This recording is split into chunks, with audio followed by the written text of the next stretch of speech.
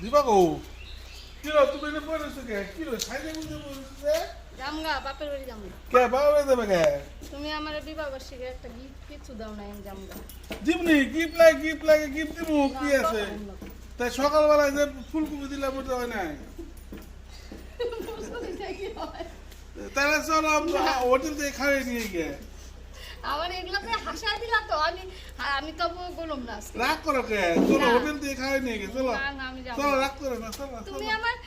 এই খাওয়াই চলছো 5 বছর দিবনি গিফট লাগে দিবনি খালি খাওয়াই ফুলকপি না গোলাপ ফুল দিমু গোলাপ ফুল লাগে তো দিমু গোলাপ ফুল দিলে না একটা ভালো একটা গিফট লাগবে আচ্ছা বলো ঠিক আছে গিফট দিমু দিবনি রইলো সারপ্রাইজ থাকলো এটা দিবনি কি লাগে দেখো আমি নিয়ে দিতেছো গিফট দিবা তো